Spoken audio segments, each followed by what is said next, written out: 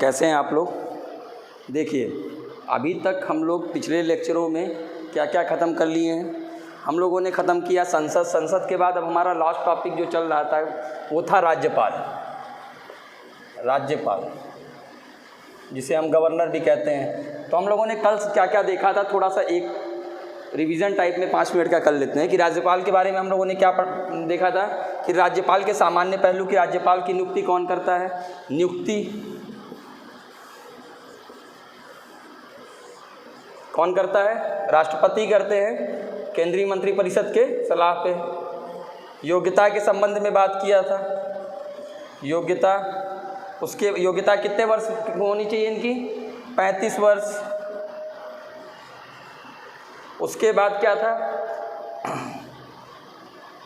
और क्या हम लोगों ने इसके बारे में पढ़ा था, याद कीजिए आप लोग, कि शपथ कौन दिलाता है? तो हाई कोर्ट का सीजीआई, ठीक है, शपथ हाई कोर्ट के सीजीआई दिलाएंगे। और त्याग पत्र कौन लेगा? त्याग पत्र कौन लेगा? ये लेंगे राष्ट्रपति महोदय। और एक बात हम लोगों ने और जाना था कि राज्यपाल क्या है? राष्ट्रपति के प्रसाद पर्यंत कार्य करते हैं, यानी बिना कारण भी राष्ट्रपति इनको हटा सकते हैं, उसके लिए उन्हें कारण बताने की कोई आवश्यकता नहीं है। ठीक है, ये सामान्य पहलू पर कुछ हम लोगों ने चर्चा किया था। और फिर हम लोगों ने क्या समझा था कि राज्यपाल की विवेकाधीन शक्तियों के बारे में समझा था। विवेकाधीन शक्तियाँ क्या थी? ऐसी शक्तियाँ जो उनके विवेक के अधीन हो, जिसमें उनको केंद्रीय राज्य के मंत्रिपरिषद से सलाह की कोई आवश्यकता न हो, तो विवेकाधीन शक्तियाँ। तो इसमें कौन कौन सी शक्तियाँ शामिल हैं? तो एक शॉर्ट में देख लिया जाए कि अनुच्छेद 200 के तहत विधेयकों को आरक्षित करना, अनुच्छेद 200 के तहत विधेयकों को आरक्षित करना, राज्य के शासन प्रशासन के संबंध में रिपोर्ट भेजना, रिपोर्ट जो भेजते हैं कि संविधान संगत चल रहा है कि नहीं चल रहा है। ठीक है, और क्या विवेकाधीन शक्ति है? बहुमत दल के नेता को जो बुलाते हैं, जो बहुमत प्राप्त दल है उसको बुलाने के संबंध में। ठीक है, बहुमत प्राप्त दल के नेता के आमंत्रण के संबंध में।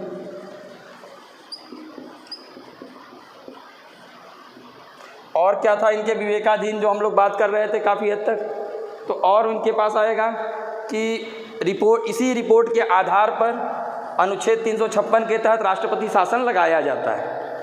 ठीक है, आर्टिकल 200 का क्या मतलब था कि ऐसा कोई नियम या विधेयक राज्य अगर बनाती है जो केंद्रीय कानूनों से बेमेल है या केंद्रीय शक्तियों को सीमित करती है, ऐसे संबंध में ये उस विधेयक को आरक्षित कर लेंगे, उसमें वह उस अनुमति प्रदान नहीं करेंगे। और उस पर अनुमति कौन देगा? राष्ट्रपति जी देंगे। और राष्ट्रपति जी इस ऐसे विधेयकों में जो अपना हस्ताक्षर है उसके करने के लिए बाध्य नहीं है। वो चाहे तो विधानसभा को लौटाए, फिर 6 महीने बाद फिर यही प्रोसेस अनिश्चित काल तक चलता रहेगा। ठीक है, उसके बाद कोई भी दल जो बहुमत प्राप्त किया है उस दल के नेता को मुख्यमंत्री पद के लिए आमंत्रित करने के संदर्भ में। ठीक है, और शासन प्रशासन के रिपोर्ट भेजने के संदर्भ में। तो रिपोर्ट भेजने के संदर्भ में का हम लोग देखा जाए तो वो देखते हैं कि क्या राज्य में जो व्यवस्था चल रही है वो संविधान संगत है कि नहीं है। अभी संविधान संगत नहीं है तो इसी के आधार पर जो केंद्र को रिपोर्ट भेजेंगे उसी के तहत आर्टिकल 356 के तहत राष्ट्रपति शासन राज्यों में लगाया जाएगा। ठीक है, 356 के तहत राष्ट्रपति शासन लागू कर दिया जाएगा। उसके बाद क्या है? विधानसभा का अधिवेशन बुलाने के संबंध में इनकी विवेकाधीन शक्ति है। विधानसभा में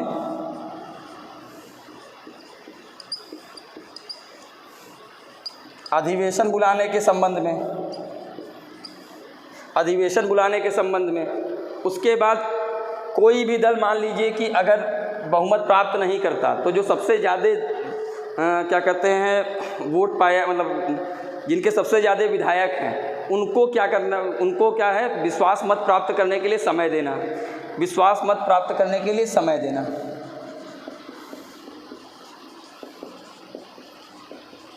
कि भाई आप आइए और सरकार बनाइए, आपको 20 दिन का समय दिया जा रहा है, आपकी फ्लोर टेस्टिंग होगी, अगर आप विश्वास मत हासिल कर लेते हैं तो आप सरकार चलाइए।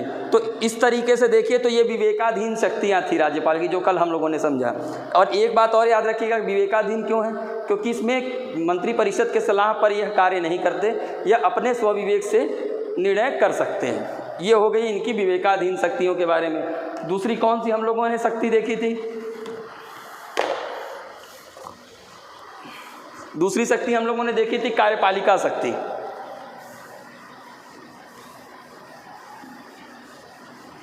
दूसरी शक्ति हम लोगों ने देखी थी कार्यपालिका संबंधी।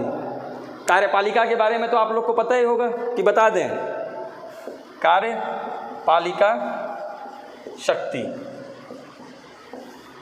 जैसे राष्ट्रपति, देखिए राज्यपाल एक तरीके से जिस प्रकार से केंद्र में राष्ट्रपति होते हैं उसी तरीके से राज्यों में राज्यपाल की व्यवस्था की गई है। चूँकि ऐसा क्यों किया गया है? चूँकि केंद्र और राज्य दोनों स्तर पर संसदीय शासन व्यवस्था को हमने अपनाया। संसदीय व्यवस्था में क्या होता है? एक नाम मात्र का प्रमुख होता है, एक वास्तविक प्रमुख होता है। नाम मात्र का प्रमुख कौन होता है संसदीय व्यवस्था में? जैसे राष्ट्रपति। और वास्तविक प्रमुख कौन होता है? मंत्रिपरिषद, जिसका अध्यक्ष कौन होता है? प्रधानमंत्री।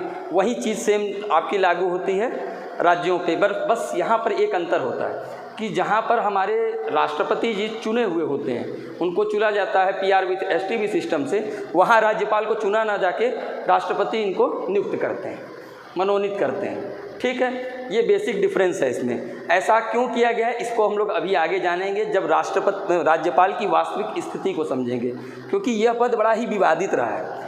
इस पद को लेकर हर व्यक्ति के दिमाग में एक प्रश्न आता है कि अरे ये सही से काम नहीं कर रहे हैं। या आप देखते होंगे जब भी जोड़ तोड़ की राजनीति होती है तब भी राज्यपाल का नाम ही सबसे पहले आता है कि भाई राज्यपाल ने गलत किया या जैसा भी किया। तो इस सब चीज़ों को लेकर हम लोग जब उनकी वास्तविक स्थिति देखेंगे कि वर्तमान में उनकी क्या स्थिति है या किस किस चीज़ों के लिए विवाद में हमेशा घिरे रहते हैं राज्यपाल, उसको हम लोग देखेंगे। तो अभी हम लोग रिवीजन थोड़ा सा कर लेते हैं जो कल किए थे। तो जैसे कार्यपालिका शक्ति के बारे में समझते हैं। तो कार्यपालिका शक्ति क्या होती है? हम लोग पढ़े थे ना, विधायिका, कार्यपालिका और विधायिका। विधायिका का मतलब कानून बनाने की संस्था, कार्यपालिका का मतलब लागू कराने की संस्था। और न्यायपालिका, न्यायपालिका क्या करेगी? जो न्याय प्रदान करेगी। यही सरकार के 3 अंग होते हैं, ये पहले लेक्चर से बताया जा रहा है। तो ये कार्यपालिका के प्रमुख होते हैं। आर्टिकल 154 के तहत राज्यपाल राज्य के कार्यपालिका के प्रमुख होते हैं। अब कार्यपालिका के प्रमुख होते हैं तो इसका क्या तात्पर्य है? लागू करने वाली संस्था है। तो यहाँ पर क्या है कि जितने भी कार्य राज्य में किए जाते हैं सारे कार्यों को राज्यपाल के नाम से किया जाता है। राज्य के सारे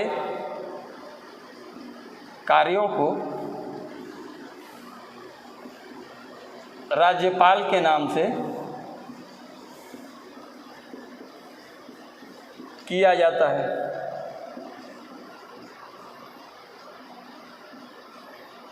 दूसरी चीज़, जैसे राष्ट्रपति महोदय समस्त बड़े संवैधानिक पदों पर नियुक्ति करते हैं, केंद्रीय पदों पर, जो केंद्रीय संवैधानिक पद है उस पर नियुक्ति कौन करता है? राष्ट्रपति। उसी प्रकार से राज्यपाल भी राज्य के संवैधानिक पदों पर नियुक्ति करते हैं, प्रमुख पदों पर। जैसे CM की नियुक्ति, चीफ मिनिस्टर की, CM के रिकमेंडेशन पे, सिफारिश पे मंत्रिपरिषद की नियुक्ति, मंत्रियों की नियुक्ति, मंत्रिपरिषद की नियुक्ति, और जो संवैधानिक संस्थाएं हैं जैसे राज्य लोक सेवा आयोग के अध्यक्ष की नियुक्ति, राज्य लोक सेवा आयोग के अध्यक्ष की नियुक्ति। और कौन सा संविधान राज्य के अंतर्गत और कौन से संवैधानिक संस्थाएं हैं? राज्य निर्वाचन आयोग, राज्य निर्वाचन आयोग के अध्यक्ष,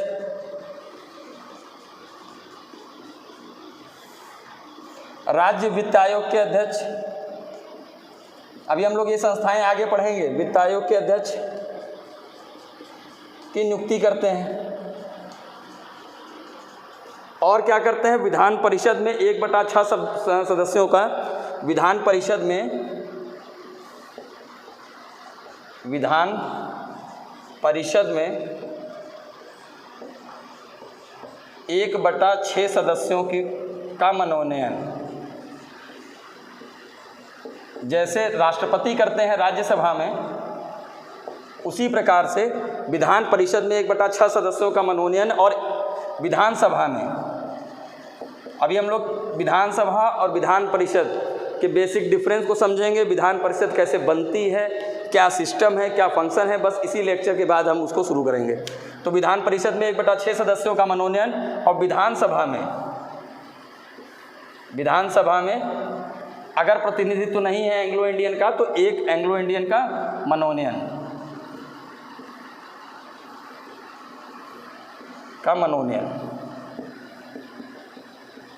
ये इनकी कार्यपालिका शक्ति है जो हम लोग कल पढ़े थे। ठीक है, अब हम लोग बात करते हैं इनके न्यायिक शक्ति के बारे में। तो न्यायिक शक्ति क्या है, देखिए, चाहे राष्ट्रपति हो चाहे राज्यपाल, ये दोनों ही हमारे प्रमुख हैं। जैसे राज्य का प्रमुख कौन है, तो राज्यपाल, ना कि मुख्यमंत्री। उसी तरीके से देश का प्रमुख कौन है, तो राष्ट्रपति। तो इनको हर तरीके, एक और सबसे महत्वपूर्ण शक्ति दी गई है, न्याय करने की शक्ति। न्याय करने की शक्ति, चूँकि हम पहले से ही बताए थे राष्ट्रपति में, फिर से आप समझ लीजिए, एक नॉर्मल सी बात है कि ऐसा हो सकता है कभी भी कि जुडिशरी से कुछ गलती हो, उन परिस्थितियों को ना समझी हो जुडिशरी कि किन परिस्थितियों में किसी व्यक्ति ने क्राइम कर दिया है, या फिर अगर कोई व्यक्ति जेल में है तो उसकी परिस्थिति बड़ी ख़राब हो जाए, उसका स्वास्थ्य बहुत ज़्यादा ख़राब हो जाए और अब उसकी आवश्यकता ना हो कि उसे अब दंड देने की आवश्यकता हो। तो इन सब बातों को ध्यान में रखते हुए राज्यपाल और राष्ट्रपति दो ऐसे पदों पर न्यायिक शक्तियाँ भी प्रदान की है। जो न्यायपालिका को जैसे न्यायिक शक्तियाँ हैं, उसी प्रकार से न्यायिक शक्ति भी दी गई है। इसमें क्या है, जो राज्य सूची और समवर्ती सूची, राज्य सूची तथा समवर्ती सूची के विषय हैं, उस पर अगर कोई व्यक्ति क्राइम करता है, इनमें जो लिखित विषय हैं उस पर अगर कोई व्यक्ति क्राइम करता है तो व्यक्ति क्षमा दान के लिए किसके पास जाएगा, राज्यपाल के पास जाएगा। ठीक है, और इस सूचियों के बारे में हालांकि आप जानते होंगे कि जैसे राज्य सूची है, तो राज्य सूची में जो विषय होंगे उस पर समस्त कानून कौन बनाएगा, आपका राज्य। समवर्ती सूची पर कौन बनाएगा, केंद्र और राज्य दोनों। लेकिन प्रभावी, अगर एक ही विषय पर दोनों कानून बनाते हैं, केंद्र और राज्य, तो केंद्र का कानून प्रभावी माना जाएगा। ठीक है, अब हम लोग बात करते हैं न्यायिक शक्ति की। तो यहाँ पर क्या होता है कि जैसा कि बताया कि परिस्थितियों के अनुसार लोगों से भी गलतियाँ हो जाती हैं, जिसे जुडिशरी यानी न्यायपालिका नज़रअंदाज कर देती है, क्योंकि न्यायपालिका बेसिकली लेटर ऑफ लॉ पे चलती है। लेटर ऑफ लॉ का मतलब ये होता है कि जो कानून के शब्द हैं, कानून के शब्द, मान लीजिए कि किसी व्यक्ति से हत्या हो ही गई, हत्या की परिस्थिति क्या थी वो पता नहीं, लेकिन हत्या करने वाले व्यक्ति को जो सज़ा दी गई है, जो हमारे यहाँ प्रावधान है आईपीसी सीआरपीसी में, उसमें है कि 7 वर्ष की सज़ा होगी। तो न्यायपालिका क्या करेगी, उसको 7 वर्ष की सज़ा दे देगी, क्योंकि भाई वो जो भी परिस्थिति हो, उसने क्राइम तो किया ही है, और इसी संदर्भ में न्यायपालिका क्या करेगी, उनको सज़ा दे देगी। लेकिन यहाँ पर क्या होता है, इन दो पदाधिकारियों को, राष्ट्रपति हो चाहे राज्यपाल हो, इसलिए दिया गया है कि ये उन परिस्थितियों की छानबीन कर सकें।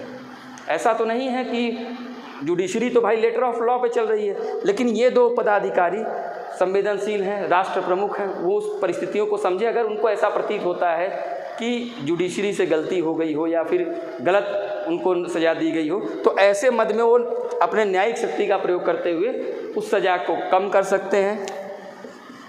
सकते हैं, क्षमादान दे सकते हैं और निलंबित कर सकते हैं। ठीक है, ये हम लोगों ने कल वैसे समझा था, एक बार मैं रिवीजन के रूप में करा दे रहा हूँ। अब आते हैं न्यायिक शक्तियों की, तो हम लोगों ने बात कर ली। अब राज्यपाल को कुछ अन्य शक्तियाँ भी दी गई हैं, जैसे विधायिका, जैसे उनको विधायिका शक्ति दी गई, विधायिका की। तो विधायिका की विधायी शक्ति के बारे में हम समझें, कानून के संबंध में उनकी क्या शक्ति है, विधायी शक्ति। देखिए जिस प्रकार से कोई भी कानून, कोई भी विधेयक कानून का रूप नहीं धारण कर सकता बिना राष्ट्रपति के हस्ताक्षर के, क्योंकि आप लोग पहले ही पढ़ चुके हैं कि संसद किन चीज़ों से मिलकर बनी है, लोकसभा, राज्यसभा और राष्ट्रपति, प्रेसिडेंट। अब यहाँ इन दोनों सदनों से जब कोई विधेयक पास होके जाता है तो राष्ट्रपति जब तक साइन नहीं करते तब तक वो विधेयक कानून नहीं बनता। ठीक है, तो ये बताइए कि संसद में कौन सा कानून बनाया जाता है? जो केंद्र में लिखे, केंद्र सूची में जो लिखे विषय हैं, केंद्र सूची के विषय पर या फिर समवर्ती सूची पर, क्योंकि हमारे यहाँ एक लिस्टिंग कर दी गई, क्योंकि हम लोगों ने संसदीय व्यवस्था को अपनाया तो हमने एक लिस्ट तैयार की गई कि भाई ठीक है, इतने विषयों पर कानून बनाने का हक संसद को रहेगा, इतने विषयों पर कानून बनाने का हक राज्य सरकारों को रहेगा, यानी राज्य विधानमंडल, जिसे जहाँ के सदस्यों को आप विधायक कहते हैं और यहाँ संसद सदस्यों को सांसद कहते हैं। ठीक है, तो अब उसी प्रकार से जैसे जिन राज्यों में विधान परिषद है तो विधान परिषद plus governor, G for governor, इन तीनों से मिलकर क्या बनता है? इन तीनों से ही मिलकर हमारा राज्य विधानमंडल में बनता है। अब इन दोनों सदनों से कोई कानून पास होता है तभी ना गवर्नर के पास जाएगा, और गवर्नर के बिना साइन किए हुए विधेयक कानून नहीं बनता, विधेयक कानून नहीं बन सकता। ठीक है, तो इसे ही इनका विधायी शक्ति कहते हैं। अब दूसरी बात देखते हैं, ये तो हो गई इनकी एक विधायी शक्ति। अब एक बात बताइए, क्या गवर्नर विधानमंडल का प्रमुख अंग है? बिल्कुल है, क्योंकि इनके साइन किए बिना विधेयक कानून नहीं बन सकता। लेकिन क्या गवर्नर विधानमंडल का सदस्य है? तो बिल्कुल नहीं है, यह सदस्य नहीं है, केवल अभिन्न अंग है। इस टाइप के स्टेटमेंट आप लोग हमेशा स्टेट पीएससी के प्रश्न पत्र में देखे होंगे प्रीलिम्स में, तो इस बात को ध्यान रखिएगा कि कैसे यह अंग हुआ। तो ये इनकी विधायी शक्ति है। दूसरी चीज़ क्या होती है कि अगर सदन नहीं चल रहा है, सत्र नहीं चल रहा है, तो ऐसी परिस्थिति में अगर सत्र नहीं चल रहा है तो कोई आवश्यकता पड़ती है। मान लीजिए कोविड का ही दौर चल रहा है। अब कोविड के दौर में क्या है कि एक कानून की आवश्यकता है राज्य के कानून व्यवस्था को बनाए रखने के लिए। तो ऐसी परिस्थिति में क्या व्यवस्था की जाएगी? तो केंद्रीय स्तर पर क्या व्यवस्था की गई थी? अध्यादेश की। उसी तरीके से राज्यों को भी अध्यादेश जारी करने की शक्ति है। तो अध्यादेश जो आर्टिकल 213 के तहत, वहाँ केंद्र में कौन सा आर्टिकल था? 123। तो आर्टिकल 213 के तहत ये अध्यादेश जारी कर सकते हैं। ऐसा अध्यादेश 6 महीने 6 सप्ताह के लिए, 6 महीने 6 सप्ताह के लिए लागू रहेगा।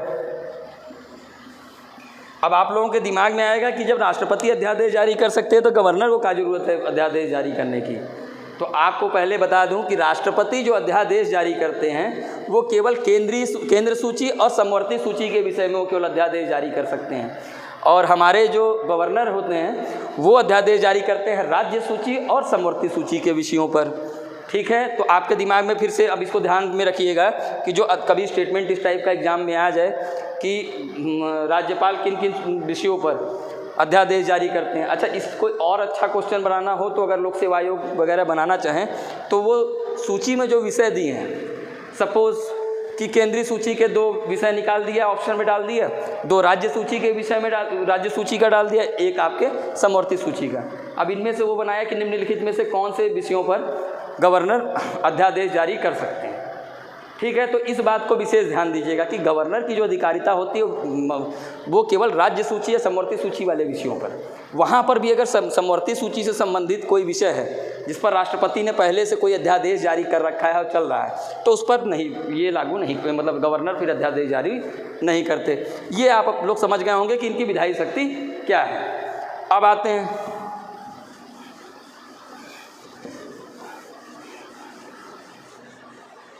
अब एजेंट के रूप में भूमिका। नियम से देखिए हम लोग तो एक संघीय व्यवस्था भी हैं और संसदीय व्यवस्था भी हैं। तो संसदीय व्यवस्था में जैसे बात की गई कि नाम मात्र का प्रमुख और वास्तविक प्रमुख की, तो नाम मात्र का प्रमुख अगर संसदीय व्यवस्था में देखा जाए तो राष्ट्रपति महोदय हैं, और वास्तविक प्रमुख मान लीजिए प्रधानमंत्री हैं, या गवर्नर हैं नाम मात्र के प्रमुख और वास्तविक प्रमुख मुख्यमंत्री जी हैं। लेकिन ऐसा क्या है कि राज्यपाल महोदय को हम लोग एजेंट के रूप में देखते हैं। वो इसलिए हम देखते हैं कि भारत में हमने संघीय के बजाय अर्धसंघीय प्रणाली को अपनाया है। अर्ध संघीय प्रणाली को अपनाया है। जैसे आपके दिमाग में भी क्वेश्चन आता होगा कि अरे यार, चाहते तो गवर्नर को भी स्वायत्त रहना चाहिए जैसे राष्ट्रपति रहते हैं, या इतना इंटरफेयर नहीं होना चाहिए। तो इस बात का आंसर आपको यहाँ मिलेगा कि भारत में अर्धसंघीय प्रणाली अपनाया है। इसका मतलब क्या है कि केंद्र थोड़ा मजबूत होगा, केंद्र सरकार मजबूत होती है थोड़ी सी, और राज्य सरकारों की शक्ति को थोड़ा सीमित किया जाता है।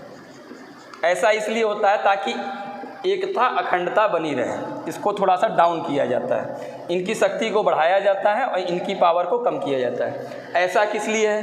ताकि देश की एकता अखंडता को बनाया जा सके। देश की एकता अखंडता को बनाए रखने के लिए। वो कैसे? ये बताइए कि अगर राज्य सरकार में अगर गवर्नर भी स्वायत्त होते और उधर मुख्यमंत्री स्वायत्त हो जाते तो क्या होता? वो राज्य जब चाहता तो अलग हो जाता कि नहीं हो जाता।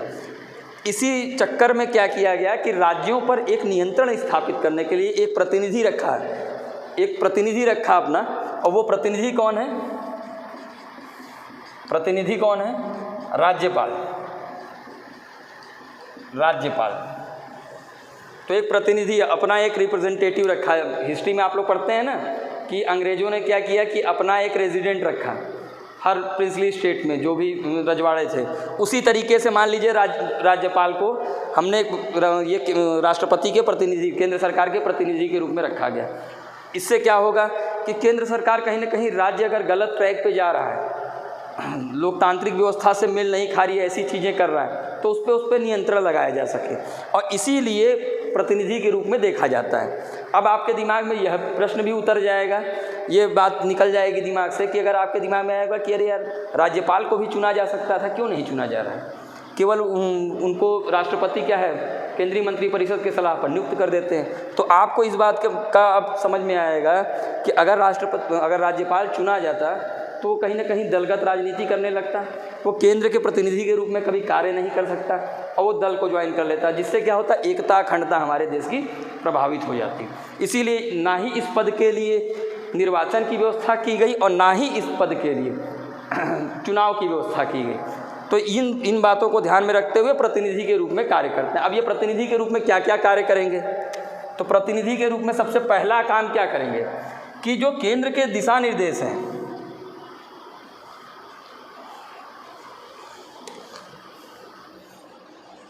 केंद्र सरकार के दिशा निर्देशों को देना,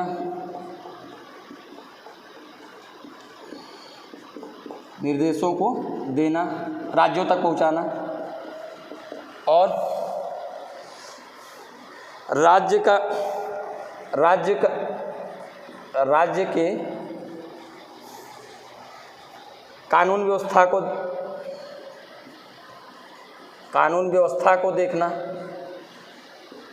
कि ऐसा तो नहीं है कि संविधान असंगत चला गया है, क्योंकि ये भी तो बात आएगी कि पता चला कि ये भी बात आना शुरू हो जाएगी कि भैया कानून व्यवस्था लोकतांत्रिक व्यवस्था के विपरीत जा रहा है। ठीक है, अब देखिए तीसरी क्या चीज़ है कि ऐसा कोई कानून ना बनाए राज्य सरकार जो केंद्रीय कानूनों से बेमेल हो या केंद्र की शक्ति को सीमित करे। तो इसके लिए अनुच्छेद 200 के तहत विधेयकों को आरक्षित करना। कैसे विधेयक होंगे? ये नॉर्मल विधेयक नहीं होंगे, जो केंद्रीय कानूनों की से बेमेल होंगे को आरक्षित करना।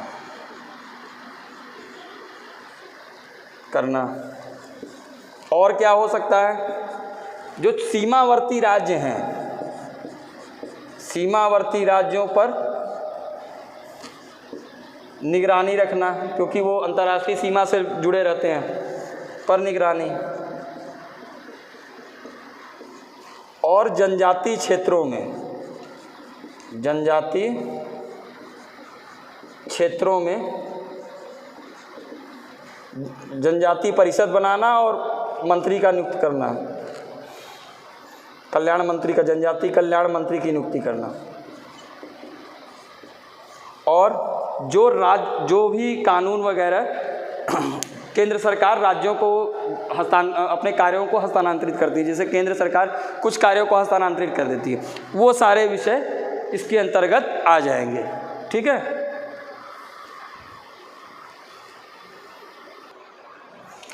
अब देखिए कि हम लोगों ने क्या देखा कि अब इनकी जो हम लोगों ने अपने प्रीवियस क्लास में है एक पूरा रिवीजन कर लिया।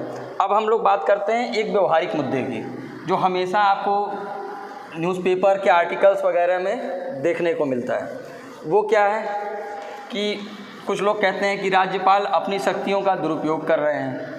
कुछ लोगों का कहना है कि जो वास्तविक स्थिति है राज्यपाल की, वो केवल एजेंट के रूप में केवल केंद्र के ही निर्देशों को मानता है और राज्य के जितने भी आवश्यकताएं हैं उनको दरकिनार करता है, क्योंकि उसकी मुख्यतः जवाबदेही किसके प्रति होती है?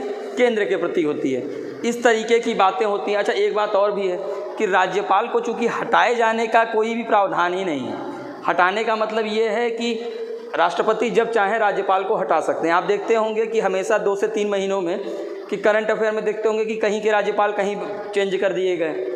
ठीक है, तो ये सब सारे मुद्दों को लेकर राज्यपाल के मुद्दों में आप देख रहे हैं। और क्या हो रहा है कि राज्यपाल की जो भूमिका है उसको संदेहास्पद देखा जा रहा है। इस विषय में कई बार सुप्रीम कोर्ट ने भी अपने जजमेंट में बताया है कि कहीं ना कहीं समस्याएं आ रही हैं।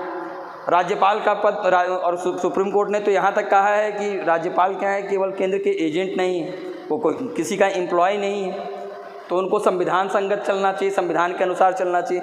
तो इस तरीके के कुछ मुद्दे हैं जिस पर राज्यपाल हमेशा विवादों में घिरे रहते हैं। तो पहले हम लोग समझ लेते हैं कि राज्यपाल की वास्तविक भूमिका क्या है। तो वास्तविक भूमिका के बारे में अगर आप देखेंगे राज्यपाल के कि वर्तमान सिनेरियो में क्या स्थिति है और राज्यपाल किस तरीके से काम कर रहे हैं, तो इसको हम लोग थोड़ा देखते हैं। सबसे पहली बात क्या होती है कि राज्यपाल की दोहरी भूमिका होती है। हम लोग इससे समझिए कि दोहरी भूमिका होती है। अब दोहरी भूमिका किस प्रकार से होती है राज्यपाल की? एक तरफ ये राज्य के संवैधानिक प्रमुख होते हैं, राज्य के संवैधानिक प्रमुख होते हैं, संवैधानिक प्रमुख होते हैं। वहीं दूसरी तरफ केंद्र सरकार के प्रतिनिधि होते हैं, सरकार के प्रतिनिधि होते हैं। कैसे? देखिए, राज्य के संवैधानिक आर्टिकल 153 कहता है कि प्रत्येक राज्य का एक राज्यपाल होगा, और 154 क्या कहता है कि प्रत्येक राज्य की जो कार्यपालिका शक्ति है वो राज्यपाल में निहित होगी, राज्यपाल के ही नाम पर सारा के सारा प्रशासन चलेगा, जैसे राष्ट्रपति के नाम पर सारा प्रशासन चलता है। ठीक है, तो होता क्या है कि मुख्यमंत्री चाहते हैं कि उनके अनुसार कार्य हो, राज्यपाल उनकी अनदेखी ना करे। जिस प्रकार से आप देखते हैं कि राष्ट्रपति महोदय प्रधानमंत्री या मंत्रिपरिषद जो कहती है उस बात को मानते हैं, बहुत ज़्यादा क्लेश नहीं होता, बहुत ज़्यादा उन दोनों पदों में क्लेश नहीं होता।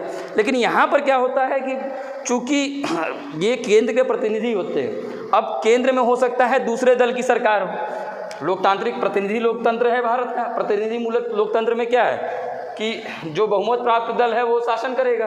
तो शासन में क्या होगा कि राज्य स्तर पर हो सकता है अलग दल की सरकार और केंद्र स्तर पे अलग दल की सरकार। तो मान लीजिए यहाँ दूसरे दल की सरकार है और यहाँ एक ही सरकार है और राज्यों में बी की सरकार है। अब होता क्या है कि यहाँ राज्य का मुख्यमंत्री जो है वो चाहता है कि एक काम करा जाए कि जो जैसा हम चाह रहे हैं, हर मुख्यमंत्री चाहेगा कि उसी के अनुसार कार्य हो। तो वहाँ पर क्या होता है, कई जगह अड़ंगा लगता है, क्योंकि केंद्र सरकार में जो ए दल की जो सरकार है उसके अनुसार कहीं ना कहीं राज्यपाल बायस्ड हो जाते हैं। जैसे गलत तरीके से कभी कभी रिपोर्ट भेज दी जाती है, जो केंद्र को रिपोर्ट राज्यपाल भेजते हैं उसमें अगर वो गलत बातों का विवरण कर देते हैं, इससे राष्ट्रपति शासन लगाने का केंद्र सरकार को मौका मिल जाता है। ये बात हम लोग पढ़ेंगे अभी और ज़्यादा डिटेल में, वो है केंद्र राज्य संबंध में, जहाँ पर राज्यपाल की भूमिका को लेकर सबसे ज़्यादा प्रश्नगत किया जाता है। तो बात को समझिए कि ए दल चाहेगा कि बी दल की सरकार है बहुत, उसमें कहीं ना कहीं थोड़ा बहुत अड़ंगा, चूँकि देखिए लोकतंत्र में राजनीतिक विद्वेष जरूर चलते हैं, लेकिन काम किसी में अड़ंगा नहीं लगाना चाहिए। लेकिन कभी कभी क्या होता है कि ऐसी चीज़ें देखने को मिल जाती हैं अक्सर। अब किस तरीके से ये अड़ंगा लगता है उस चीज़ को लेकर समस्या होती है, और उसी चीज़ को हम लोग समझेंगे कि क्या क्या एक तरीके होते हैं जिसमें राज्यपाल की भूमिका को थोड़ा सा संदेहास्पद देखा गया है। ठीक है, तो आप समझ गए कि पहले दोहरी भूमिका कैसे होती है। तो दोहरी भूमिका इस तरीके से होती है कि राज्य के जो राज्यपाल हैं राज्य के संवैधानिक प्रमुख हैं, इन्हीं के नाम से सारा शासन चलना है। मुख्यमंत्री चाहे जो भी निर्णय करे, लेकिन अंतिम मुहर किसकी लगनी है? राज्यपाल महोदय की। और यहाँ केंद्र के प्रतिनिधि के रूप में होता है, यानी दिशा निर्देश देते हैं केंद्र की। उसके बाद क्या होता है कि रिपोर्ट केंद्र को राज्य की रिपोर्ट केंद्र को भेजते हैं कि संविधान संगत चल रहा है कि नहीं चल रहा है। इन सब तरीके से क्या होता है कि कभी कभी चूँकि जो केंद्र में सरकार है उसने नियुक्त किया है राज्यपाल को, कहीं ना कहीं वो उस दल से रिलेटेड था, और यहाँ अन्य दल की सरकार है, तो कहीं ना कहीं इससे एक सिद्धांत व्यवहार में अंतर आ जाता है कि सिद्धांता तो ये कहा गया है कि इनके प्रतिनिधि हैं, लेकिन व्यवहारिक दृष्टिकोण से जब आप देखेंगे तो थोड़ा सा उनके कार्यों में अड़ंगा लगता है। ठीक है, इस चीज़ को लेकर बड़ी ही समस्या होने लगती है। तो किन किन कारणों से समस्या होती है उस चीज़ को हम लोग समझने का प्रयास करेंगे। सबसे पहले आता है विधेयक, सबसे पहले आता है रिपोर्ट भेजने के संबंध में।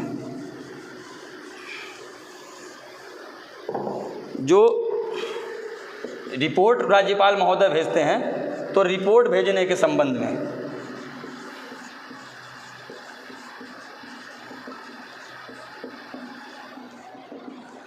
अब राज्यपाल ने रिपोर्ट भेजी, मान लीजिए कि किसी भी प्रदेश की, और केंद्र को भेजी, और केंद्र को इससे एक अच्छा मौका मिलता है 356 यानी राष्ट्रपति शासन लगाने का। और इससे क्या होता है कि राज्य की सरकारों को बर्खास्त कर दिया जाता है और राष्ट्रपति शासन लग जाता है और चुनाव होता है। तो इससे क्या होता है, केंद्र राज्य संबंध प्रभावित होता है। यानी रिपोर्ट भेजने से क्या होगा, 356 लगाने का मौका मिलेगा, और मौका मिलेगा तो उससे क्या होगा, राज्य की सरकार को बर्खास्त कर दिया जाएगा, सरकार को बर्खास्त किया जाता है। जैसे एक बार, कई बार ये सब हो चुका है, जैसे इंदिरा गांधी के भी पीरियड में अक्सर ऐसा होता था कि देखे होंगे कि एक साथ आए तो 12 राज्यों की सरकारों को बर्खास्त कर दिया गया। एक समय था जब इमरजेंसी के बाद आई थी तो उन्होंने 12 सरकारों को एक साथ बर्खास्त किया। फिर मोरारजी देसाई, इमरजेंसी से पहले मोरारजी देसाई की जब सरकार आई तो उन्होंने क्या किया कि अन्य दलों की सरकारों को बर्खास्त कर दिया। तो इस तरीके से इस रिपोर्ट भेजने के संबंध में जो प्रावधान किया गया है उसका दुरुपयोग होने लगता है। ठीक है, अब दूसरा मुद्दा कौन सा आता है, जो आर्टिकल 371 के तहत कुछ राज्यों में, आर्टिकल 371 अनुच्छेद 371 कुछ राज्यों में जैसे गुजरात, महाराष्ट्र, नागालैंड, मणिपुर, असम, सिक्किम, असम, अरुणाचल, गुजरात, महाराष्ट्र, नागालैंड, मणिपुर, सिक्किम,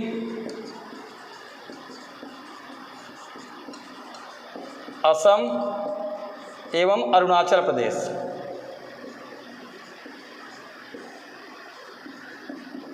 इन राज्यों में क्या है कि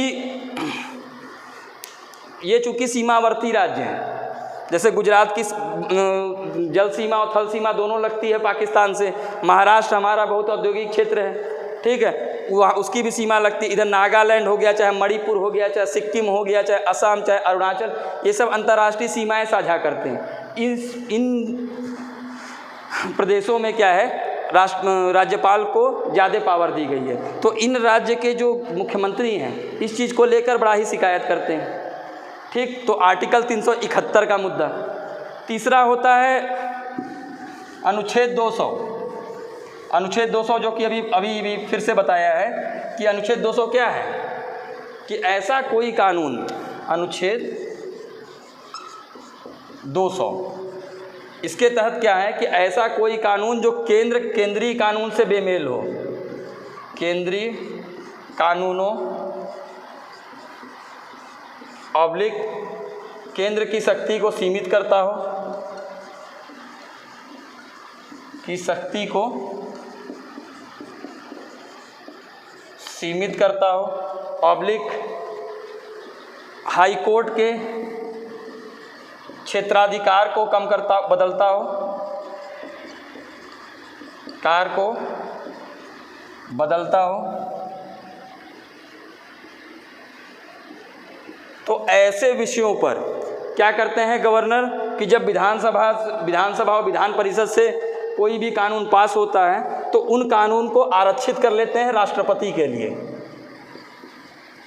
आरक्षित करते हैं राष्ट्रपति के लिए। अब राष्ट्रपति उस पर चाहे तो अनुमति दें चाहे तो ना दें। अब इससे समस्या ये होती है कि कहीं ना कहीं जो हमारे राज्य सरकारें हैं वो इससे बड़ी पीड़ित हो जाती हैं, क्योंकि मान लीजिए गवर्नर तो कह दिए कि भाई ऐसा है, ये केंद्रीय कानूनों के से बेमेल है या फिर उन केंद्रीय कानूनों की शक्ति को सीमित करता है। कैसे केंद्रीय शक्ति को सीमित करेगा? मान लीजिए कोई विषय है, उस पर केंद्र में भी कानून है, समवर्ती सूची का विषय है, उस पर केंद्र ने भी कानून बना रखा है और राज्य ने बना दिया, ठीक है, उसको लेकर विवाद हो गया। तो ऐसे में जब ये आरक्षित करते हैं तब भी समस्या होती है, ठीक है। तो अनुच्छेद 200 के तहत जो समस्याएं आएगी, और 356 का मुद्दा आपको पहले ही बता चुका हूँ कि 356 के आधार पर, राज्यपाल के रिपोर्ट के आधार पर 356 का दुरुपयोग सबसे ज़्यादा होता है, और यही एक कारण है जो सबसे ज़्यादा विवाद में राज्यपाल को लाता है।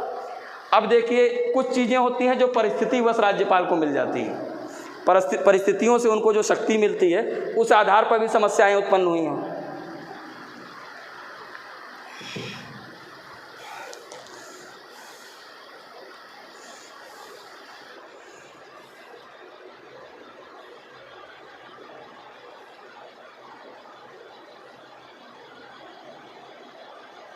अब मान के चलिए एक बात सोचिए अब कि चूँकि हमारे यहाँ गठबंधन की व्यवस्था है, गठबंधन की व्यवस्था है,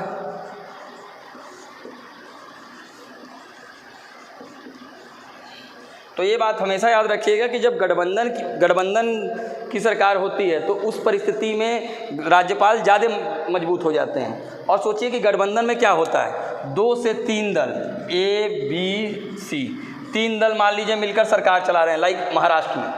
अब वहाँ पर क्या होता है कि C दल निकलकर दूसरी पार्टी से मिल जाता है, तो ऐसे में क्या होता है कि गवर्नर क्या है, निर्णय थोड़ा सा गलत ले लेते हैं। वो क्या करते हैं कि जो सी जो क्या कहते हैं दल है निकलकर D से मिल गया, तो उनको जो समय सीमा देते हैं वो ज़्यादा देते हैं। पता चला कि इनकी जैसे राजनीतिक अस्थिरता आ गई, पता चला कि विपक्ष कहा कि इनके पास तो बहुमत ही नहीं है क्योंकि C दल की जो सरकार है वो तो हट गई है। तो गवर्नर क्या कहेगा कि गवर्नर कहा ठीक है, मान लीजिए गवर्नर थोड़ा सा बायस्ड हो गए और उन्होंने क्या किया, A+B जो ये वाली सरकार चल रही है उनको 10 दिन देने के बजाय 24 घंटे का समय दे दिया कि 24 घंटे में आपके बहुमत का परीक्षण होगा, यानी फ्लोर टेस्टिंग होगी, ठीक, फ्लोर टेस्टिंग होगी।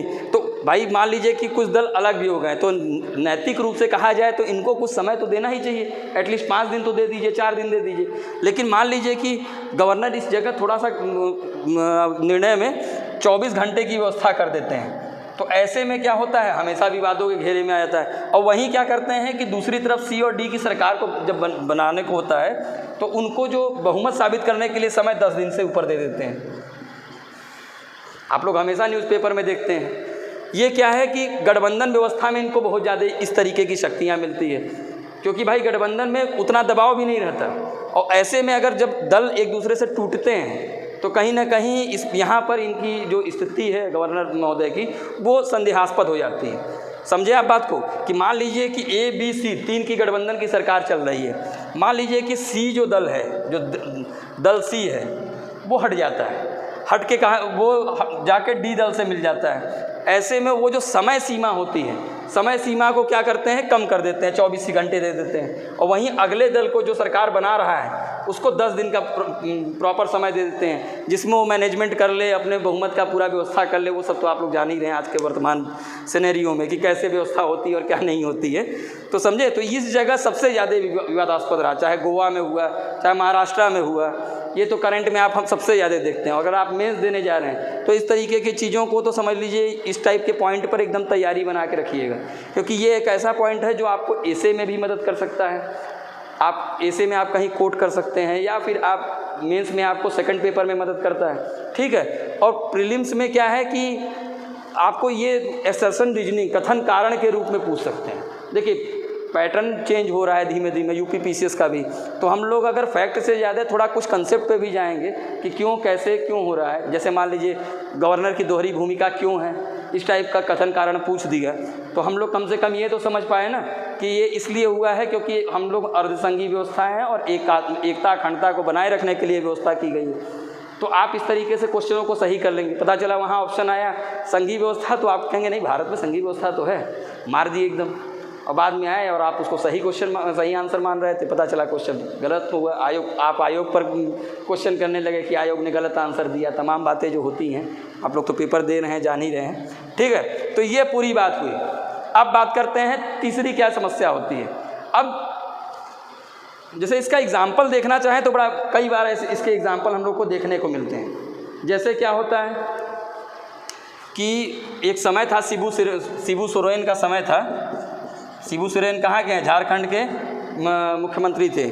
तो वहाँ पर क्या थे, वहाँ पर जो हमारे गवर्नर साहब थे उनका नाम था सैयद सितबे रजी, सैयद सितबे रजी। उन्होंने क्या किया था कि उन्होंने विश्वास मत हासिल करने के लिए शिबू सोरेन को मात्र 24 घंटा दिया था, 24 घंटा। और 24 घंटे के मिसमैनेजमेंट में उन्होंने अपना बहुमत सिद्ध नहीं कर पाया, अंत में सरकार गिर गई, समझ गए। अभी हाल में उदाहरण देखिए तो एमपी भी है, एमपी कहीं अछूता नहीं गया कि मान लीजिए कि दल एक दूसरे से जोड़ तोड़ तो करते ही हैं और ये लोकतांत्रिक व्यवस्था है, ये चलता रहेगा। लेकिन उसमें फिर समय जो कम दिया गया, फिर कमलनाथ की सरकार गिरी या तमाम बातें हैं, तो वो इस चीज़ के कारण हुआ। दूसरी चीज़, कभी कभी गवर्नर के ऊपर आरोप लगता है कि ये बर्खास्त कर देते हैं मुख्यमंत्रियों को। जैसे इन्होंने कहा कि कानून व्यवस्था आप सही से नहीं कर रहे हैं, कानून व्यवस्था सही से नहीं देख रहे हैं, तो इस संबंध में क्या किया कि मुख्यमंत्री की बर्खास्तगी क्या हुआ कि इन्होंने कहा कि देखो ऐसा है, ये आप बर्खास्तगी, उसमें क्या है कि भाई देखो सब तो ठीक था, लेकिन आपने क्या किया कि काम सही से संविधान संगत नहीं किया, और उस पर क्या हुआ कि मुख्यमंत्री को बर्खास्त कर दिए। और उसमें क्या हुआ कि इन्होंने किसी अल्पमत दल के नेता को बुलाकर मुख्यमंत्री बना दिया, ठीक है। ऐसा समझे कि नहीं आप लोग बात को, कि कोई व्यक्ति है, कोई मान लीजिए बहुमत प्राप्त दल है और उसके मुख्यमंत्री को गवर्नर क्या कहेंगे कि भाई आपने संविधान संगत कार्य नहीं किया, इसी कारण से आपको अभी हटाया जाता है, बर्खास्त किया जाता है। यानी बहुमत प्राप्त दल के मुख्यमंत्री को हटा दिए, सीएम को हटाए, और क्या किए, अल्पमत में जो व्यक्ति है, अल्पमत में जो दल है उसको सीएम चुन लिए, सीएम बना दिए, समझे। यानी क्या किए, कहें कि ठीक है आप कानून व्यवस्था के हिसाब से काम नहीं चला रहे हैं, हो गया, बहुत हो गया, हटिए आप। और उसके बजाय क्या किए, अल्पमत वालों को बुला लिए। ये ऐसा उदाहरण हमको देखने को मिलता है 2005 में जब गवर्नर बूटा सिंह गवर्नर ने क्या किया कि एनडीए की जो बहुमत प्राप्त दल था उसके सीएम को हटा के लालू को सीएम घोषित कर दिया गया था, ठीक है। तब भी ये विवाद बहुत बना रहा कि यार ये क्या तरीका है, आप लोग कैसे कर रहे हैं, या सारी चीज़ें बात हो गई, ठीक है। तो ये एक आपको बात समझने योग्य है। अब देखिए एक और चीज़ भी आती है, एक और भी बात आती है। अभी इसमें एक और भी देखना होगा ना, तो एक और बढ़िया एग्जाम्पल है उत्तर प्रदेश से ही कि 1997 में क्या हुआ कि उस समय रमेश भंडारी थे गवर्नर। उन्होंने क्या किया कि जो बहुमत प्राप्त दल के नेता थे कल्याण सिंह, उनको हटाकर जगदम्बिका पाल को सीएम बना दिया था, जो एक दिन के सीएम थे उत्तर प्रदेश के। आप लोग जब यूपी स्पेशल पढ़ेंगे तो उसमें याद आएगा। तो इस तरीके की घटनाएं बड़ी आम होती हैं। और इसमें क्या होता है, मेनली क्या होता है आप समझे, मेनली होता है कि जब आप, और एक और चीज़ कि जिसके पास बहुमत है, बहुमत मान लीजिए कि कहीं इलेक्शन हुआ और इलेक्शन होने के बाद किसी भी दल को बहुत बहुमत नहीं मिला, लेकिन जो बहुमत के करीब दल है, बहुमत के करीब दल को यह सरकार बनाने के लिए आमंत्रित ना करके दूसरे व्यक्ति को सरकार बनाने के लिए आमंत्रित कर देते हैं, अल्पमत वाले को।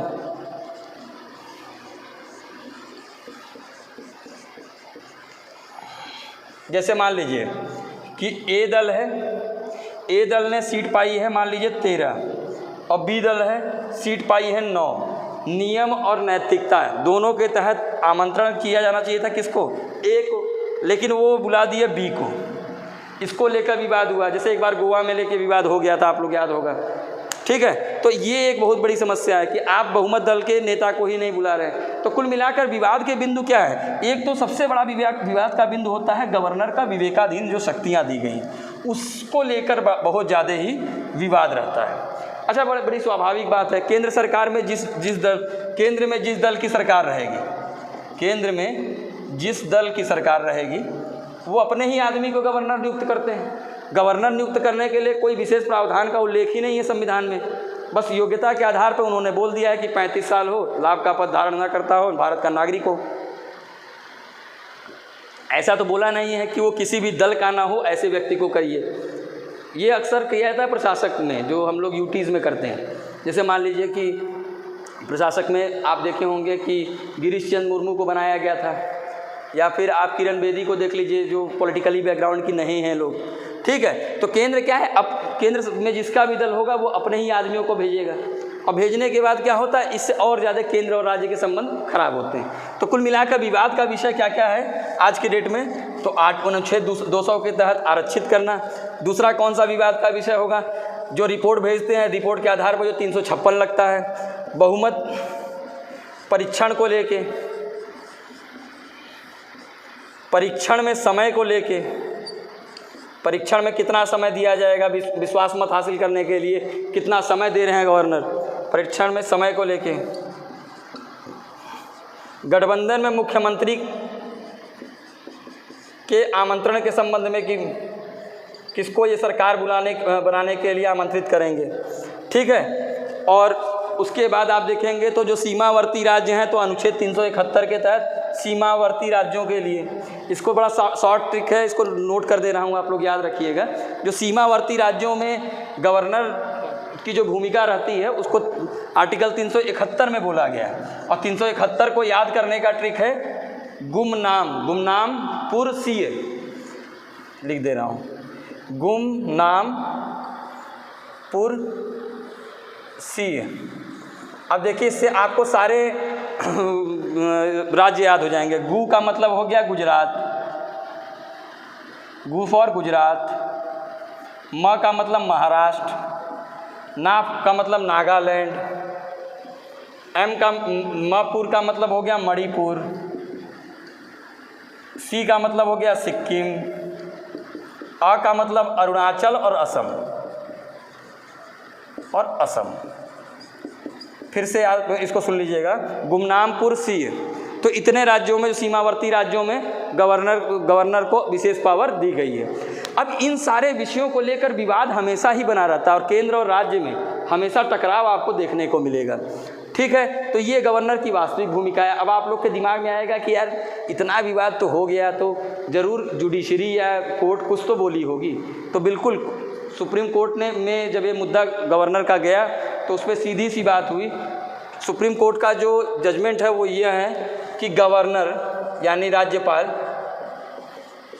ना तो कोई एम्प्लॉई है, यानी कोई एम्प्लॉई है, बल्कि एम्प्लॉई ना होकर एक संवैधानिक प्रमुख के रूप में है, ठीक है, संवैधानिक प्रमुख के रूप में है। इस बात का ध्यान रखना चाहिए। और ये जो दूसरी बात क्या हुई कि अगर जैसे कभी कभी क्या होता है कि केंद्र सरकार की जो व्यक्ति बात नहीं मानता, मान लीजिए कि कोई गवर्नर नियुक्त है और वो केंद्र सरकार के दिशा निर्देशों को नहीं मानता, तो उसको हटा भी दिया जाता है। देखिए गवर्नर की भी तो एक मजबूरी है, पहले इस बात को समझिए कि राज्यपाल की भी तो मजबूरी है कि भाई उनको हटाने का अधिकार किसको दिया गया है? राष्ट्रपति महोदय को दिया गया है। और राष्ट्रपति महोदय किसके कहने पर हटाएंगे? तो मंत्रिपरिषद के कहने पर हटाएंगे। अब एक बात बताइए कि हटाने का कोई उल्लेख नहीं है कि किस आधार पर गवर्नर को हटाया जाए। जैसे हमारे यहाँ सुप्रीम कोर्ट के जजेस हो गए या फिर राष्ट्रपति महोदय हो गए, उनके लिए महाभियोग की प्रक्रिया है, एक जटिल प्रक्रिया है। सुप्रीम कोर्ट के जजों को हटाने के लिए एक जटिल प्रक्रिया है। इस तरीके से उनको हटाया जाता है। यहाँ गवर्नर के हटाए जाने संबंध में कोई प्रावधान ही नहीं है। तो गवर्नर भी कहीं ना कहीं केंद्र के दबाव में तो रहेगा ही ना। उसकी भी क्या गलती है भाई? इस पद की क्या गलती है भाई? उसको केंद्र सरकार जो कहेगी वो करना पड़ जाएगा, नहीं तो उसको उठा के हटा देंगे। समझ गए? तो इस बात को सुप्रीम कोर्ट ने मेजर किया कि ये एक बड़ी समस्या है कि उनके आधार को ही उल्लेख नहीं किया गया कि हम किसी भी आधार पर हटा दिए जाते हैं गवर्नर। और आप लोग नहीं देखते कि हर 2 महीने 3 महीने पे गवर्नर कभी यहाँ से बदल के वहाँ, वहाँ से बदल के यहाँ। तो इस चीज़ को लेकर सुप्रीम कोर्ट ने कहा है कि अगर अकारण किसी को हटाया जाता है, अकारण हटाया जाता है, तो सुप्रीम कोर्ट हस्तक्षेप कर सकती है, न्यायालय हस्तक्षेप कर सकती है। हस्तक्षेप का मतलब क्या हुआ? जुडिशियल रिव्यू कर देगी कि किस आधार पे हटाए हैं आप। समझ गए बात को? किस आधार पे आपने हटाया। तो कुल मिलाकर देखिए, अगर आप एक तरफा ये सोचिए कि गवर्नर ने की, मान लीजिए आपको थोड़ा सा मन में संदेह होगा कि यार इतनी समस्याएं हैं तो क्या मतलब है ऐसा? तो ऐसा नहीं है। देखिए, हमको एकता अखंडता भी तो बनाए रखनी है। अगर राज्य को बहुत पावरफुल बना देंगे तो क्या होगा? पता चला कि तमिलनाडु एक अलग देश है, उत्तर प्रदेश एक अलग देश है। यहाँ तो केंद्र का थोड़ा नियंत्रण तो होना चाहिए, लेकिन नियंत्रण के नाम पर उसका दुरुपयोग किया जाता है। देखिए, नियंत्रण का तरीका भी सही है। संविधान को बनाते समय बहुत सोच समझ के इन लोगों ने बनाया था और तरीका भी सही था, लेकिन क्या है, थोड़ा बहुत जोड़ तोड़ करके मिसमैनेजमेंट लोग करते हैं। और इसी संदर्भ में सुप्रीम कोर्ट ने हस्तक्षेप कर दिया कि अब ऐसी बात आएगी तो सुप्रीम कोर्ट इस आधार का जांच करेगी कि किस आधार पर गवर्नर को हटाया गया है। ठीक है, अब बेचारे वो क्या ही कर सकते हैं? उनको हटाने के संबंध में कोई विशेष प्रावधान संविधान में किया नहीं गया था, तो केंद्र सरकार जैसे चाहती हो वैसे उनको हटाने का प्रयास कर देती है। ये एक समस्या है और एक बहुत बड़ी समस्या है। आप इसको कहीं भी मेंस के आंसर राइटिंग में आप कंक्लूजन में इस बात को लिख सकते हैं और सुप्रीम कोर्ट के इस गाइडलाइन को लिख सकते हैं कि गवर्नर को किसी विशेष अगर अकारण नहीं हटाया जा सकता है। अगर आप हटा रहे हैं तो उसको कारण को बताना आवश्यक है, मैंडेट कर दिया। ठीक है, अब बात करते हैं। और एक और बात बताया गया है कि यदि सरकार ये बताने में असमर्थ होती है या राज्यपाल गलत तरीके से किसी कार्यों को करते हैं तो इसमें कोर्ट हस्तक्षेप कर सकती है और उन पर कार्रवाई भी कर सकती है, मतलब हस्तक्षेप कर सकती है। तो इस तरीके से हम देखेंगे तो समझ में आता है कि पूरी की पूरी व्यवस्था में थोड़ी बहुत समस्याएं जरूर रही हैं, लेकिन पद बहुत महत्वपूर्ण है।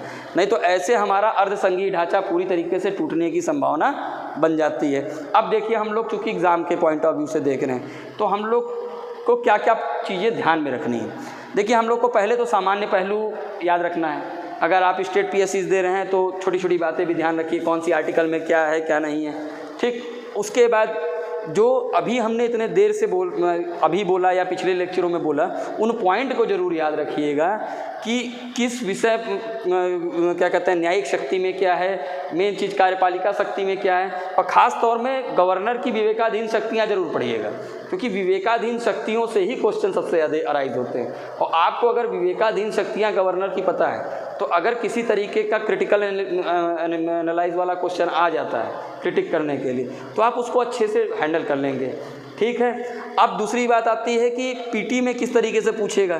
तो पीटी में जैसे गवर्नर की भूमिका ही है, प्री में जैसे गवर्नर की भूमिका हो गई, इनकी वास्तविक स्थिति हो गई, तो ऐसा क्यों किया गया, क्या किया गया, तो इसको अगर बहुत टफ बनाएगा, एक तो सामान्य सी बात बताएगा पूछ सकते हैं, और एक जब बहुत टफ बनाने का प्रयास करेगा तो कथन कारण के रूप में समझाने का प्रयास करेगा। तो आप लोग को ये बात ध्यान रखनी है कि अर्धसंघीय व्यवस्था के कारण हमने गवर्नर पद का इजाद किया और उसके बाद राज्य एकता अखंडता को बनाए रखने के लिए किया। ये सब सारी चीज़ों को अगर आप ध्यान में रखेंगे तो क्वेश्चन हैंडल करने में गड़बड़ नहीं करेंगे। और याद रखिएगा, जो विशेष बात याद रखने लायक है कि जो ये क्षमादान की शक्तियाँ हैं या गवर्नर की जो शक्तियाँ हैं वो राज्य सूची और समवर्ती सूची के विषयों पर ही केंद्रित है। राज्य सूची और समवर्ती सूची, आप ऐसा नहीं है कि वो केंद्रीय सूची के विषयों में भी वो उनको शक्ति मिली है।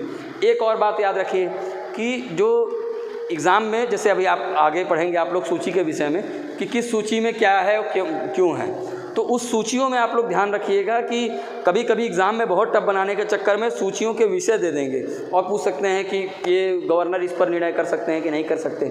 और जो वास्तविक भूमिका जो अभी हमने बताई है ये मेंस पॉइंट ऑफ व्यू से तो बड़ा इंपॉर्टेंट है, लेकिन प्रीलिम्स में भी इंपॉर्टेंट है, क्योंकि मान लीजिए कभी क्वेश्चन यूपीएससी की आदत है घुमाने की, वो कहीं घुमाया या कुछ इस तरीके से हुआ तो आप उस क्वेश्चन को ढंग से टैकल कर सकेंगे। ठीक है, तो अब हम लोग नया जो चैप्टर शुरू करेंगे, अब कौन सा करेंगे, वो करेंगे चूँकि हम लोग राज्य सरकार चल रहे हैं तो अब हम लोग करेंगे विधानसभा विधान परिषद। अब विधानसभा और विधान परिषद के बाद हम लोग चलेंगे न्यायपालिका की तरफ।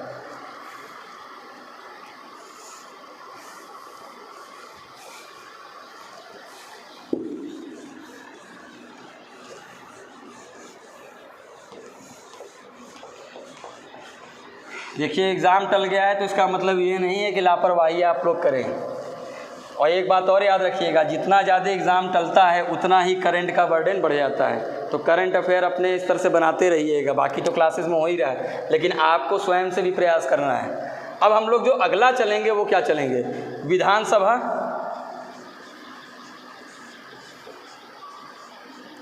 और विधान परिषद।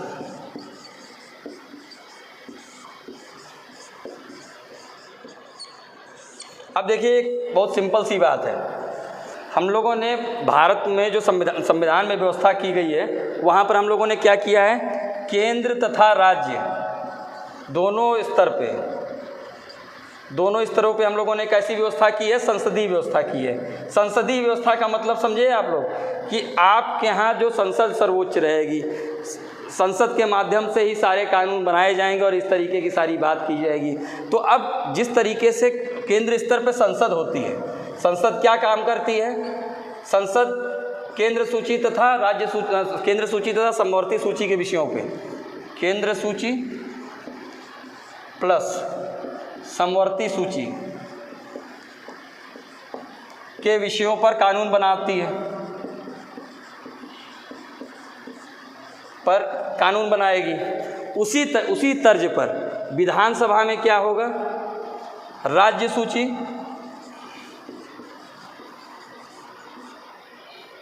तथा समवर्ती सूची के विषयों पर कानून बनाए जाते हैं। अब यहाँ पर जो सदस्य चुन के आते हैं उनको हम क्या कहते हैं, मेंबर ऑफ पार्लियामेंट या सांसद।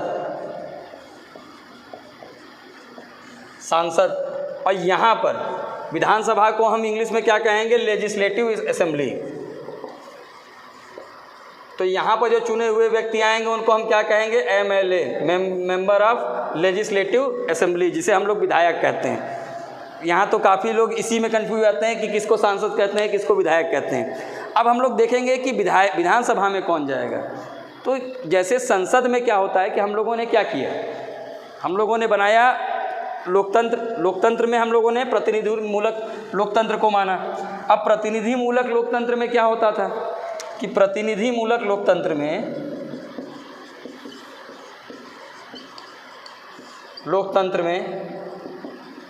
प्रतिनिधियों को भेजा जाता था। प्रतिनिधियों को चूँकि हम लोग क्या हैं, बहुत बड़ी हम लोगों की जनसंख्या विशाल है और साथ ही साथ हमारा आकार भी बहुत बड़ा है हमारे देश का, तो हर व्यक्ति तो विधानसभा या संसद में नहीं जा सकता। इसीलिए हम लोगों ने प्रतिनिधियों की व्यवस्था की। और प्रतिनिधियों की व्यवस्था में हमने क्या किया, यहाँ पे प्रतिनिधियों को भेजते हैं। कैसे भेजेंगे, तो यहाँ की जनता चुन के भेजती है प्रतिनिधियों को। वहीं प्रतिनिधि आपके कहाँ बैठेंगे, विधानसभा में। और वहीं विधानसभा में बैठ के क्या करेंगे कि आपकी बातों को उठाएंगे, आपके क्षेत्र की बातों को उठाएंगे। और अगर राज्य सूची के विषय पर बात होगा तो उस पर कानून बनाएंगे, उस पर चर्चा करेंगे, मतदान कराएंगे। इस तरीके से वो आपके क्षेत्रीय विषय को ले जाकर आपके राज्य स्तर पर पहुंचाते हैं। और यहाँ सांसद क्या करते हैं कि आपके क्षेत्रीय विषय को लेके जो केंद्रीय सूची से रिलेटेड विषय हैं उसको ले जाकर संसद में पहुंचाते हैं। अब एक बात आप लोग समझिए कि क्यों लोग विधानसभा में जाते हैं, क्यों लोग संसद में जाते हैं। तो भाई ऐसा सारी व्यवस्थाएं तो आपकी एक ही सूची में तो है नहीं। अब मान लीजिए कि पुलिस व्यवस्था है तो राज्य सूची में है, तो उस पर कानून पुलिस पे कौन बनाएगा, विधानसभा बनाएगा। लेकिन अब संसद क्या करेगी, अब जैसे केंद्रीय करों को लेकर जो इनकम टैक्स वगैरह आप देते हैं या कॉरपोरेट टैक्स देते हैं, जीएसटी देते हैं, उसको लेकर भी तो आपका एक प्रतिनिधि होना चाहिए। तो इसीलिए एक ही जगह से 2 टाइप के प्रतिनिधि चुने जाते हैं, एक तो संसद में चुने जाते हैं, एक विधानसभा में चुने जाते हैं। ठीक है, बाकी चीज़ें तो हम लोग अभी अगले लेक्चर में करेंगे। तो अभी छोटी छोटी बातें हम लोग बेसिक बातें समझ लें, फिर इस चैप्टर को हम लोग शुरू करेंगे विधानसभा और विधान परिषद के बारे में। ठीक।